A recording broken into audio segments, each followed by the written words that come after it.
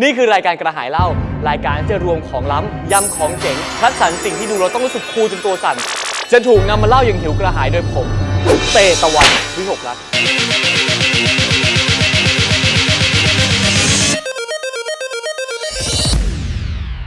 ลิเธียมเบเรียมโบรอนคาร์บอนเนเจนออกซิเจนให้ใครมาในทีมอะไรครับยังไม่ทราบขอภาพเครปไซเคิลก่อนหน่อยครับจากเครปไซเคิลนี้ได้ออกมากี่ ATP ครับ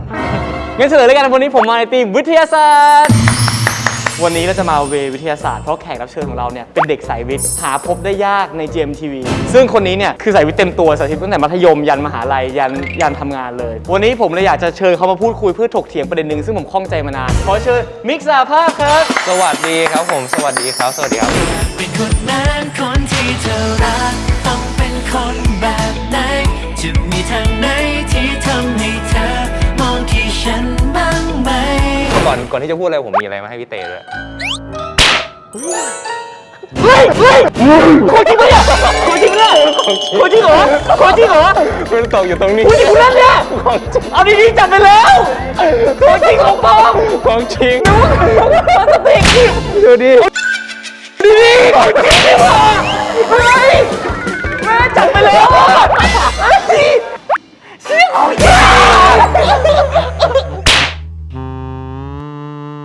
นี่ไงเรามาในทีมเด็กวิทย์เราต้องทำอะไรเกี่ยวกับวิทยาศาสตร์เนี่ยพี่ใช่ไหมของจริงนี่เมื่อกี้จริงสาบานก่อนของจริงเขาเรียกว่าอาร์โทโพดาใช่มันพวกแบบมีเป็นแมลงมีเปลือกเป็นกระรอกเป็นพวกไฟล่ามอะไรอย่างเงี้ยโอเคแต่นักวิทยาศาสตร์เขาต้องไม่ตื่นเต้นกับพวกสิ่งมีชีวิตอยู่แล้วไม่ต้องไม่ตื่นเต้นใช่ลองเอาใหม่ทีพี่ก็ไม่ได้กลัวแล้วเมื่อกี้มันคาดไม่ถึงเฉยถามก่อนมิกปกติเหนื่อยแล้วมิกเรียนสายวิทย์ตั้งแต่เด็กมาถูกปะใช่แล้วเรียนโรงเรียนอะไรอ่ะเรียนอยู่บุญเนวาสครับผมอยู่จังหวัดลำปางบุญเนวาสเสร็จก็คือสอบเข้ามาที่จุฬาที่สัตวแพทย์จุฬาใช่แล้วเห็นว่าตั้งใจเป็นสัตวแพทย์อยู่แล้วเลยตั้งแต่แรกเอาจริงจังไม่เรื่องเป็นเหมือนมีเนื้อเรื่องแบบไม่จริงก็อยากบ้านเลี้ยงช้างแล้วช้างก็ป่วยหนักแล้วแบบรอก่อนนะนายฉันจะไปเรียนรักษาแล้วเรียนแล้วเลยแบบเดินทางมาที่กรุงเทพอะไรเงี้ยไม่ใช่กันใช่ปะเอาจริงๆมันมีสตอรี่แต่สตอรี่มันออกจะเศร้าไปหน่อยคือตอนเด็กอะมิกมีแมวอยู่ตัวหนึ่งชื่อว่าโซดาแล้วโซดาก็มีลูกเราก็เล่นกับลูกมันใช่ปะอยู่ตรงระเบียงเว้ยแล้วทีนี้มันเกิดอุบัติเหตุโซดาตกไปอีกบ้านอีกหลังหนึ่งอะไรเงี้ยแล้วหมาก็มาขย้ำตายแล้วเราก็รักษามันไปรักษาไม่ได้ไม่คือมันตายไปแล้วไงแล้วแบบว่ามันก็เหมือนแบบเป็นตาบาปในใจอะไรเงี้ยแล้วเห็นศพตอนที่โดนขย้ำเลยเห็นจริงๆเป็นยังไงโดนจริงมองมาไม่แต่ว่าคือปกติถ้าแมวตกจากที่สูงมันจะไม่ค่อยตายใช่มันจริงๆแล้วตัวตกไม่เป็นไรแต่ว่าตายเพราะว่าแบบโดนสุนัขขอนอกเรื่องนี้เลยป่ะสมมติว่าตกจากที่สูงถึงมันจะหงายท้องลงไปก็ตามมันจะพลิกตัวยังไงกลางอากาศหรือมันผมเคยเรียนอยู่มันจะมีการแบบตกลงมาแล้วมันก็จะแบบว่าสมมติตอนแรกมันหงายใช่เทคโนโลยีอะไรมันไม่ใช่มันเป็นแบบว่าวิวัฒนาการของมันอะไรอย่างเงี้ยมันมีการแบบเขาเรียกแอบสอบแบบใช่มันเป็นแอบสอบแรงกระแทกเลยแต่หมาทำไม่ได้เนอะใช่ป่ะจริงๆหมาก็ทำได้แต่ว่าความสามารถก็ไม่เท่าแมวแล้วอย่างพวกตระกูลที่แมวที่แบบใกล้ๆอย่างเสือทำได้ป่ะมันตัวใหญ่อะมันน่าจะแบบมวลก็เยอะขึ้นถูกป่ะเพราะแมวมันแมสน้อยกว่าถูกป่ะแต่มิกก็รู้สึกว่านึกภาพเสือตกลงมาจากตึกแล้วมันพลิกตัวก็สุกใจว่าแต่ด้านใต้มันปีนขึ้นไปบนต้นไม้นะพี่ใช่ป่ะพวกเสือดาวเสือชีต้าจะไม่ค่อยปีนเสือดาวจะปีนเก่งพี่เตรู้เยอะกว่าผมอยู่ไม่พี่ชอบดูสารคดีเฉยๆเด็กๆใช่เด็กคนอื่นนั่งดูการ์ตูนพี่นั่งดูงูจงอางกินงูทางมะพร้าวทั้งวันเลยคือแบบนึกออกป่ะคือมันจะมีงูไม่กี่พันที่สามารถกินงูด้วยกันเองได้ก็คือเป็นงูจงอางกับงูแบล็กแมมบ้าอะไรใช่ไหมแล้วพี่กลัวแมงสาบได้ยังไงงั้นมีประเด็นหนึ่งอยากให้มิกมาลองถกถามมันแบบหาข้อสรุปได้ 100% ไม่ได้บางคนจะมีทฤษฎีในแบบของตัวเองนึกออกป่ะแต่ว่าจริงๆก็คือคนจริงแล้วเป็นสัตว์กินพืชหรือกินเนื้อกันแน่คนเป็นสัตว์อมนิวอร์หรือว่าสัตว์ที่กินทั้งพืชทั้งสัตว์ณปัจจุบันนี้คนก็คือกินทั้งพืชทั้งสัตว์ถูกป่ะใช่แต่เขาบอกว่าตั้งแต่ต้นตระกูลตั้งแต่บรรพบุรุษมันเริ่มมาจากเป็นสัตว์กินพืชก่อนเปล่าอะไรเงี้ยใช่ป่ะถึงแม้ว่าเราจะเป็นสัตว์กินพืชมาก่อนนะแต่เราก็มีการวิวัฒนาการมาตลอดเนี่ยพี่จริงๆแล้วมนุษย์อาจจะชอบทางเนื้อสัตว์มากกว่าด้วยซ้ำในโลกปัจจุบันเนี้ยคนจะรู้สึกว่าเนื้อสัตว์มีค่ามากกว่าคนชอบกินอร่อยกว่าอะไรเงี้ยถูกป่ะแต่นั่นเป็นเพราะเราปรุงมาอะไรอย่างงี้ป่ะก็ด้วยส่วนหนึ่ง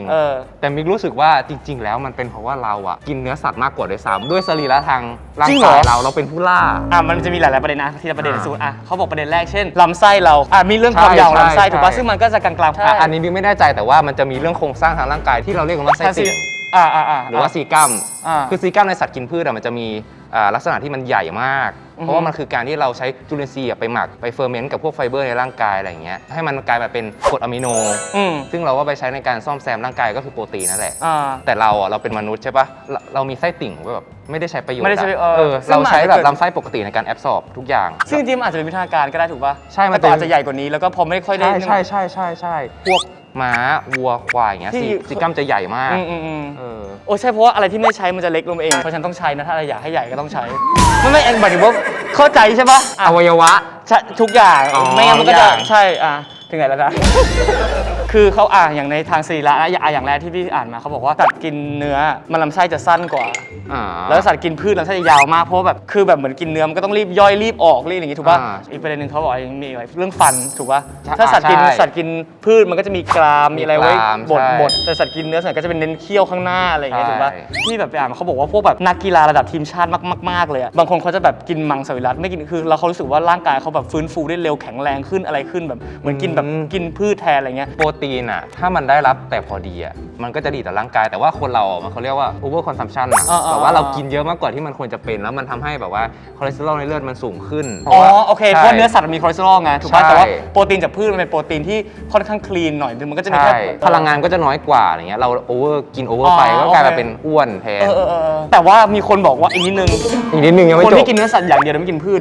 อยู่ไม่ได้แต่คนกินพืชอย่างเดียวอยู่ได้ใช่เพราะว่าร่างกายเราอย่างน้อยร่างกายเราก็ต้องการวิตามินเกลือแร่ซึ่งพวกนี้ส่วนใหญ่ก็มาจากพืชซึ่งโปรตีนทุกอย่างจากพืชก็มีเหมือนเนื้อสัตว์แต่เขาบอกว่าโปรตีนจากเนื้อสัตว์มันสมบูรณ์กว่าถูกป่ะอะมิโนมันครบแบบกว่าแต่ว่าอย่างพืชบางทีมันจะชอบขาดอะมิโนนู่นนี่นั่นอะไรเงี้ยแต่ว่าพืชที่มีอะมิโนครบมีไม่กี่ชนิดคือถั่วเหลืองเป็นหนึ่งในนั้นใช่ไม่ได้จะเข้าลูกค้าอะไรเลยไม่อันนี้พูดจริงๆเฮ้ยดูไม่ออกเลยจริงๆอย่างถั่วเหลืองจะมีโปรตีนสูงมาก100 กรัมประมาณ30 กว่ากรัมอย่างเนื้อสัตว์มีแค่ประมาณ20 กว่ากรัมถั่วเหลืองประมาณ32 กรัมในโปรตีนในถั่วเหลือง100 กรัมแต่อีกหนึ่งทฤษฎีที่เขาบอกพูดเร็วนี่เดี๋ยวไปทำให้ช้าลงหน่อยนะพี่พูดเร็วเพราะมันตื่นเต้นอีกหนึ่งทฤษฎีที่เขาบอกแต่อีกทฤษฎีหนึ่งที่เขาบอกว่าคนเป็นสัตว์กินพืชอยากหัวเราะเราเป็นนักวิทยาศาสตร์จะไม่ขำอะไรอย่างง่ายๆนะเฮ้ยฟังก่อนอีกทฤษฎีหนึ่งเขาบอกว่าที่เขาเสนอว่าคนเป็นสัตว์กินพืชเพราะเขาบอกว่าเราจะไม่รู้สึกน้ำลายสอเวลาเราเห็นเลือดเห็นเนื้อสัตว์สดๆอะไรเงี้ยแต่เราจะน้ำลายสอเวลาเราเห็นพวกผลไม้เปรี้ยวๆที่น่ากินเราสามารถน้ำลายสอได้แสดงว่าเราจิตใต้สำนึกเราอาจจะไม่ได้แบบสัตว์กินเนื้อก็ได้ไม่จริงมันมีเหตุผลของมันอยู่ร่างกายของเราที่ลิ้นของเรามันมีตุ่มรับรสอยู่4แบบหวานเปรี้ยวขมอะไรสักอย่างอีกอันนึงเปรี้ยวว่าเราเห็นผลไม้เปรี้ยวเรารู้สึกเปรี้ยวทำให้น้ำลายเราปวดตรงนี้ใช่ขึ้นมาเลยก็คือเนื้อสัตว์มันไม่มีไงเนื้อสัตว์เปรี้ยวพี่เคยกินก็เนื้อสัตว์ที่เสียไงเช่นแบบแต่บางที่เขาก็บอกว่าเป็นเพราะบางทีเราเหมือนพอมันเป็นกรดมากๆสูเปรี้ยวมันชอบเป็นกรดใช่เปรี้ยวเป็นกรดแล้วน้ำลายเราเหมือนในปากเรามันต้องรีบปรับสมดุลมันก็เลยต้องรีบปื๊ดให้หลั่งน้ำลายออกมาใช่มันก็เลยรู้สึกว่าเฮ้ยน้ำลายโสอะไรเงี้ยมันเลยรู้สึกแล้วคือคนเราพอเคยครั้งนึงแล้วสมองมันจะจำแล้วเพราะหลังจากนั้นพอเราแค่จินตนาการนึกถึงแบบอะไรที่เปรี้ยวมากเราก็จะแบบเหมือนเคยเป็นบ้าเวลาเห็นแล้วมันปวดกรามปวดตุบเลยปวดตุบอย่างเงี้ยเลยใช่มีคนชอบกินเผ็ดกับเปรี้ยวมางั้นเดี๋ยวเราทดลองดีกว่าว่าเราจะน้ำลายสอมาผมจะมาทดสอบให้ดูว่าจริงๆแล้วเนี่ยผมว่าคนเราเบสคือกินพืชเนี่ยมีเห็นแล้วเปียกน้ำลายเป็นสอออกมาเลยงั้นเอามาทดสอบความรู้ก่อนว่ารู้ไหมว่านี่คือลูกอะไรตะลิงปิงรู้ได้ไงผมเคยกินอันนี้อะไรมะม่วงเบาเฮ้ยเก่งอันนี้อะไรนะมะปลิงมิกยังไม่กินก่อนแล้วกันถามตรงๆตอนนี้รู้สึกมีน้ำลายฟูมออกมาจากปากยังไม่เลยไม่ไม่เจอนองออกมาเลยเหรอไม่โกหกเราโกหกอะไรได้แต่โกหกหัวใจตัวเองไม่เพราะว่าอะไรวะไม่ได้ผมโฟกัสกับมะปริงแล้วผมไม่เคยได้กินรสชาติมันแต่ถ้าเราเคยกินเราจะแตกงั้นเอาเปลี่ยนเอาเป็นอันนี้เคยกินอันนี้กินอันนี้ก่อนดีกว่าไม่อยากดูเดี๋ยวมันรู้สึกน้ำลายสอเดี๋ยวแพ้เรามาชนะ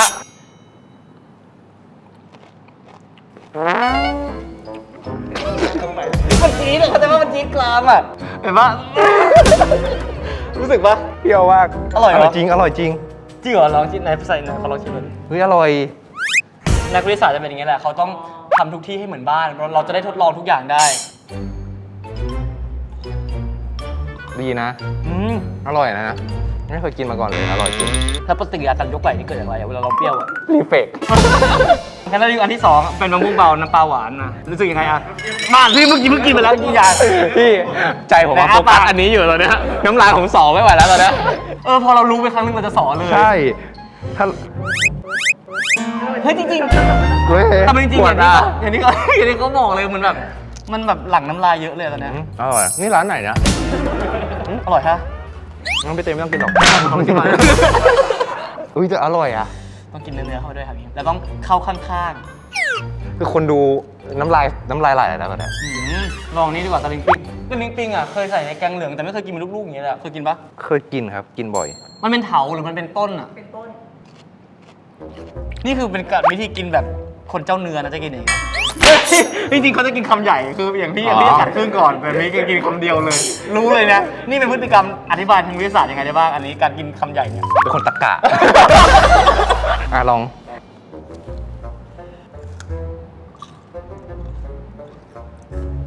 อร่อย เอ๊ะ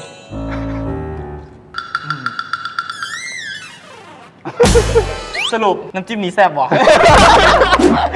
สรุปก็คือมนุษย์เป็นสัตว์กินตับ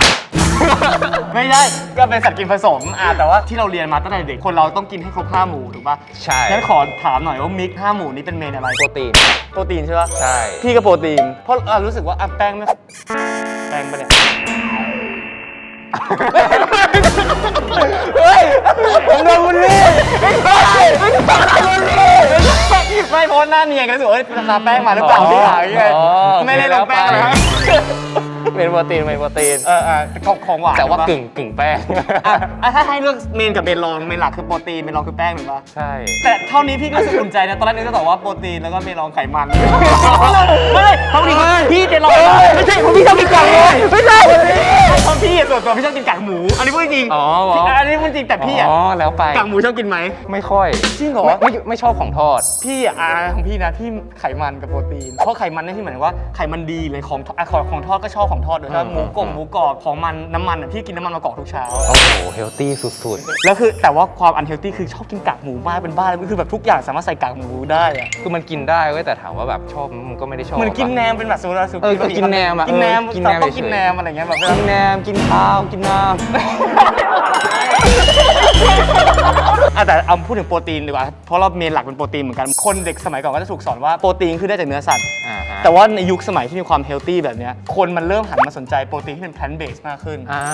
ถ้าต้องยอมรับว่าจริงๆเนื้อสัตว์ที่เราคุยกันไปว่ามันข้อดีกว่าคือมันอะมิโนอาจจะครบกว่าหรือแบบมันจะมีปริมาณที่มากกว่าถ้าจะกินพืชได้เท่ากันมันต้องกินปริมาณเยอะพืชที่มีครบคือถั่วเหลืองเป็นหนึ่งในนั้น ใช่ แล้วประเด็นคือถั่วเหลืองอะถ้าเทียบกับเนื้อสัตว์ถูกกว่าด้วยถูกปะราคาถูกกว่าคลีนกว่าด้วย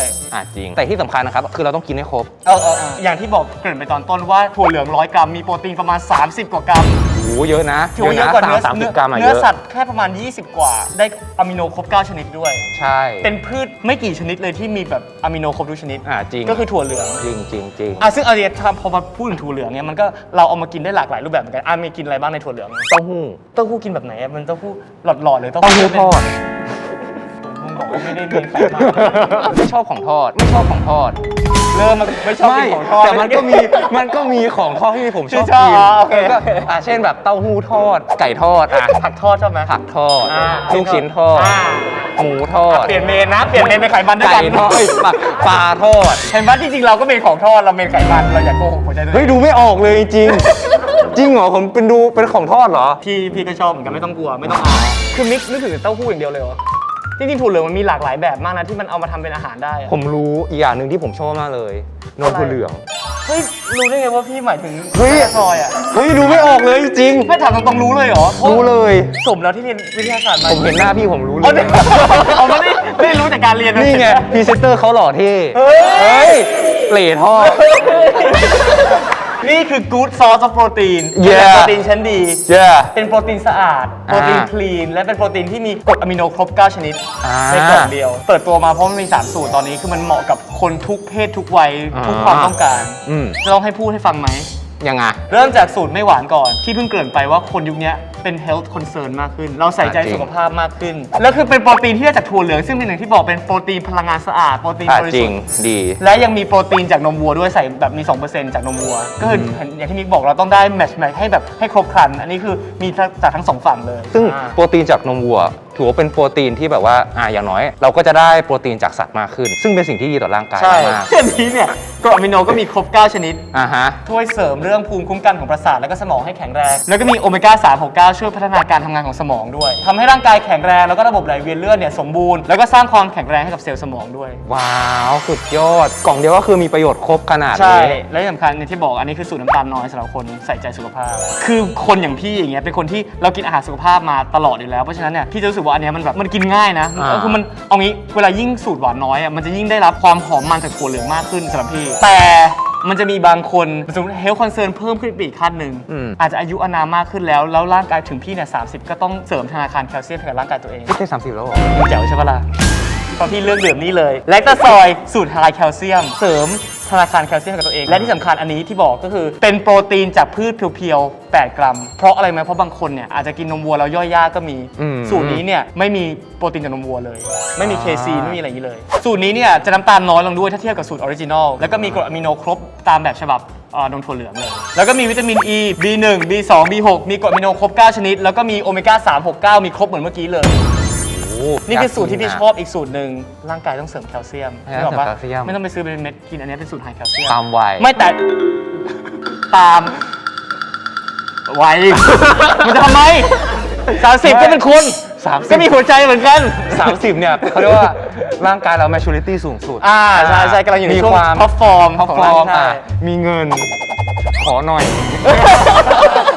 แต่ว่าประเด็นคืออยากให้มิกลองสูตรนี้เพราะว่ามิกอะ อ่า คือปกติเป็นคนดื่มนมอยู่แล้วปะ ดื่มบ้าง อืม แต่ไม่ได้ดื่มบ่อย ต่อไปนี้ต้องดื่มบ่อยๆ ต้องเตือนสติตัวเองตลอดให้นึกถึงหน้าพี่ขึ้นมาแล้วดื่มนม อ๋อ ซึ่งอยากให้มีลองดื่มสูตรไฮแคลเซียมเพื่อเหมาะกับมิก นี่ก็ถือว่ามันหอมมัน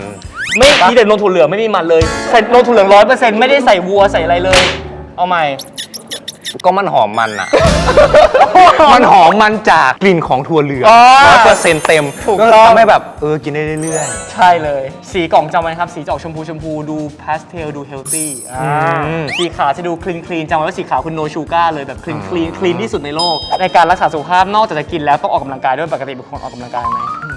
ตอบความจริงก็ได้ไม่เป็นไรรายการพี่ไม่ได้จับผิดมิก ๆ ไม่ จับผิดอะไร จริงๆอ่ะมิกชอบออกกำลังกาย แต่ว่าออกกำลังกายของมิกอะมันได้แค่อย่างเดียวแล้วคือวิ่ง ชอบวิ่งเหรอ ผมเป็นคนชอบวิ่ง ตรงข้ามเลยพี่วิ่งคนวิ่งไม่ได้อะแบบ แบบว่าอย่างอื่นอาจจะไม่เอานะแต่วิ่งอ่ะมีแบบวิ่งได้แบบ พี่ เป็น ชอบ ชั่วโม ย ง ก อ อะ ย่างนี้เลยอ่ะ จริงเหรอ ใช่ พี่วิ่งได้อย่างมากคือ15 นาทีอะไรอย่างเงี้ยแล้วจะไม่ไหวแล้วคือแต่วิ่งมันเหนื่อยมันท้ออะเข้าใจปะ ไม่รู้ว่าผมแบบรู้สึกว่าเวลาวิ่งเราเหมือนแบบว่าสมองมันโล่งอ่ะมันเปิด จริ แล้ว ง แบ เหร บ อ แล้ว แล้ แบ ว บ ขาละลาแล้วมันไม่ไหวมันทำไงอะก็วิ่งต่อไปอย่างเงี้ เฮ้ย ย แต่มันไม่รู้สึกเพราะว่าอะไรเพราะว่ากินแลคตาซอยก่อนวิ่ง เอ้ย ก็เลยมีแรงไงใช่ไหมฮะ แต่ถ้าจะกินแลคโตซอยก่อนวิ่งพี่ขอแนะนำสูตรนี้สูตรออริจินอลเพราะบางทีเราไปวิ่งเราเงี้ยเราต้องใช้พลังงานเราต้องใช้แบบนึกออกว่าใช้น้ำตาลใช้พลังงานเยอะสูตรเนี้ยพี่ว่าเอาไว้กินก่อนนอนเวลาเราไม่ต้องใช้พลังงานแล้ว แต่สูตรนี้เนี่ยเวลาเราก่อนออกกำลังกายอะไรเราต้องการพลังงานเพื่อที่จะแบบนึกออกว่าไปทำกิจกรรมที่มันแอคทีฟอะไรเงี้ยพี่เลือกสูตรนี้คือสูตรออริจินอลเพราะจะให้พลังงานที่มากกว่าสำหรับการใช้งานในชีวิตประจำวัน ในการออกกำลังกายต้องการพลังงานก็จะใช้สูตรนี้แล้วสูตรนี้เนี่ยเป็นสูตรที่คนไทยเพราะดื่มง่ายสุดเป็นสูตรที่รสชาติที่เราคุ้นเคยมาตั้งแต่เด็ก จริง ดื่มง่าย สูตรนี้ก็คล้ายๆกับสูตรแรกก็คือมีโปรตีนหลักๆเนี่ย8 กรัมจากถั่วเหลือง แล้วก็ได้โปรตีนจากนมวัวด้วย 2%คล้ายๆกับสูตรนี้กรดอะมิโนครบ 9 ชนิดเหมือนกันอันนี้เป็นจุดขายเลย แล้วก็มีโอเมก้า 3 6 9 แล้วก็มีวิตามิน A B1 B2 ด้วย อันนี้ครบครันวิตามิน A ช่วยเรื่องการมองเห็น ราคากี่บาทอะพี่เต้ เห็นอย่างนี้นึกว่าเป็นหมื่นใช่ไหมไม่ถึงนะ พอพูดสรรพคุณเยอะมากคิดว่าโอ้โหหมื่นทอนบาทไม่ใช่นะไม่แต่ ถ้าหมื่นก็ไม่ไหวนะ 9,000ไม่ใช่นะ10 บาท อุ๊ยแต่ให้กล่องใหญ่มาก 300 มิลลิลิตร คุณภาพครับกล่อง เต็มที่ ดื่มได้ดื่มดี ดื่มแลคโตซอย5 บาท เฮ้ ไม่แต่สูตรนี้เห็นปะเป็นสีที่คนจะแบบเขาเรียกว่าอะไรชินตามากสูตรอยู่ในตู้อะไรเงี้ยเห็นปะเราจะคุ้นตากับสูตรนี้สุดเราจะหยิบได้ง่ายสุดอะไรเงี้ยวันนั้นอ่ะพี่ไปไลฟ์กับไอซ์ไพรส์ก็คือไอซ์เป็นคนที่มี energy เยอะมากแล้ววันนั้นแบบเก็ตว่าเวลาวันที่เรามาไลฟ์มาอะไรเงี้ยแล้วเหมือนตอนมัน6 โมงทุ่มนึงซึ่งมันเป็นช่วงที่ต้องกินข้าวเย็นพอดีเงี้ยแล้วแบบเหมือนพี่รู้สึกว่ามันต้องยาวแล้วยังไม่ได้กินข้าวเย็นเลยมันไม่มีข้าวนั้นเฮ้ยนี่ไม่ได้พูดจริงๆไม่ได้ขายไม่ได้แบบเราก็เลยรู้สึกไม่จริงๆ ไม่มีใครพูดอะไรเลย โอเค พี่ก็เลยแบบพี่ก็เลยกินแลคโตซอยเข้าไปขวดเลยกินสูตรเนี้ยไปก่อนเข้าแล้วคือในไลฟ์ก็กินอีกกล่องหนึ่งเพราะว่าในไลฟ์มันรู้ว่ามันต้องมีเกมแบบขี่ม้าขี่แบบเหมือนต้องใช้ energy เยอะแล้วนึกออกป่ะเวลาเราคุยกับคนที่ energy เยอะเราก็ต้องดึงตัวเองตามไปด้วยเพราะไอซ์เขาเป็นคนที่แบบ energetic มากอะไรเงี้ยนี่คือช่วยชีวิตพี่เอาไว้ในวันนั้น ฟังแล้วผมจะร้องไห้ แล้วมันไม่ใช่น้ำลายที่แตกมาใช่ไหม มันเพิ่มพลังด้วยแล้วก็อิ่มท้องด้วยเหมาะกับพี่ในตอนนี้เลยนี่มาถ่ายกับมิกอันนี้พูดจริงยังไม่ได้กินข้าวมาเลยหิว นี่ไง ผมอยากเห็นท่ากินแลคตัสฟอยที่เท่ที่สุดในฐานะที่เขาเป็นพรีเซนเตอร์ เสียงต้องเป็นอย่างนี้นะ ถ้าพรีเซนเตอร์เสียงต้องเป็นกรอกถึง อ๋อเมื่อกี้ผมทำพลาดไม่น่าหรอกผมไม่ได้เป็นพรีเซนเตอร์กับเขา เออ รู้สึกเอเนอร์เจติกขึ้นมาเลยอะอยากเล่นเกมมีเกมที่เล่นมา โอ้ รสชาติเข้มข้น อร่อย แล้วก็อิ่มท้องพร้อมออกกำลังกายกับพี่ไหมครับนี่ โหอันนี้คาแรคเตอร์พิษก้า กูนี่แหละเป็นไบโพล่ามีหลายคาแรคเตอร์ มา ลุย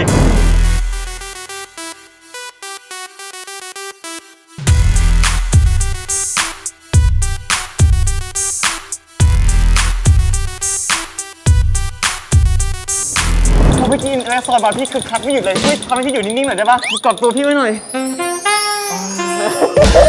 ความดาวแล้ววันนี้ ความดาว อย่างที่บอกว่ามนุษย์เป็นสัตว์กินตับเฮ้ยคือสัตว์กินนั่นแหละเราเลยจะมาแข่งมวยตับจากกัน อ๋อตับจ่า กติกาคือเราจะปิดตาแล้วก็เดินบนตับจากนี้ซึ่งเราจะมองไม่เห็นศัตรูแต่ถ้าเราต่อยโดนเมื่อไหร่คือเราได้แต้มเลยต้องใช้ฟังเสียงเน้นหูประสาทหูให้ดีและกระสอนเนี่ยมีกรดอะมิโนครบทำให้เราประสาทสัมผัสเราไว พัฒนาเซลล์สมองและประ ใช่ สาท ใช่โอเมก้า3 6 9 ครบ เพราะฉะนั้นพี่พร้อมต่อยแล้วนะงั้นเดี๋ยวขอเบิกที่ปิดตาครับ โอ้ เฮ้ยเขาต้องเดินเบาๆ รู้ไหมทำไมเขาถึงใช้ตับจาก เพราะเราชอบกินตับ ถูกต้อง เออ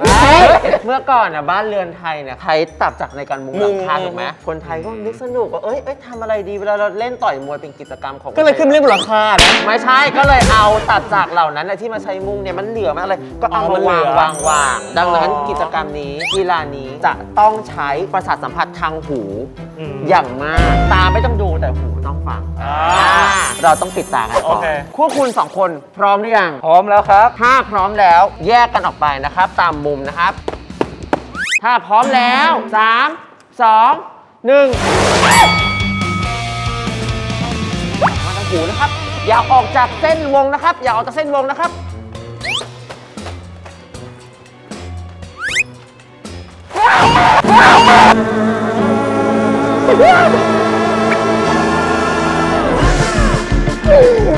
โดนเหรอ โดนยัง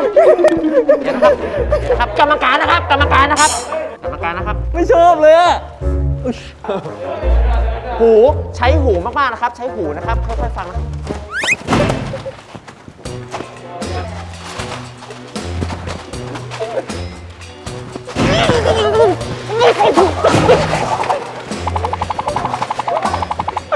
บ กลัว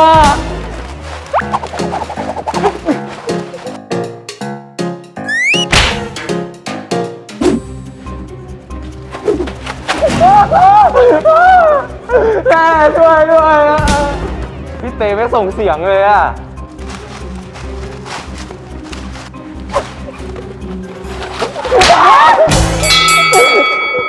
และในรอบแรก คุณมิกชนะไป เดี๋ยว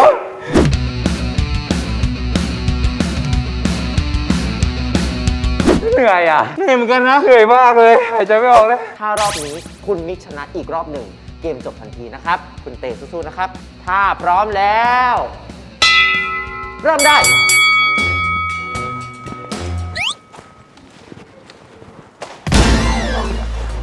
เอาละครับ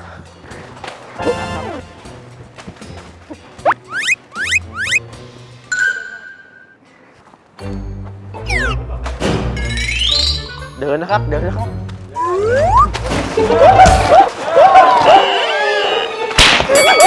เอามือก่อน yes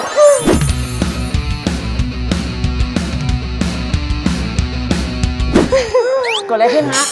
กดอะไรขึ้นโอ้เมื่อสักครู่นี้คุณ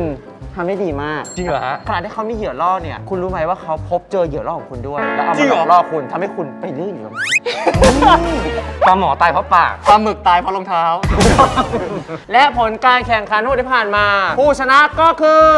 คุณมิกซ์สหภาพ ก่อนอื่นต้องขอบคุณพยานด้วยนะครับ คุณพยานชื่ออะไรครับ ฟ้าดินครับ โอเค ก็ขอบคุณคุณฟ้าดินที่เป็นพยานให้วันนี้สำหรับการชนะของคุณมิกขอบคุณมากครับ ขอบคุณครับ อ่า เฮ้ย เอาดีๆ เหนื่อยเหมือนกันนะ ผมเหนื่อยมาก แต่ว่า energy เราล้นมาแล้วไง จากการที่เราดื่มแลคโตซอยเติมพลังไป จริง ทำให้ตอนเนี้ยรู้สึกว่าอีกสัก 3 ก็ไม่เร็วนะ ใครมาเปลี่ยนมือผมจะผิดได้บ้าง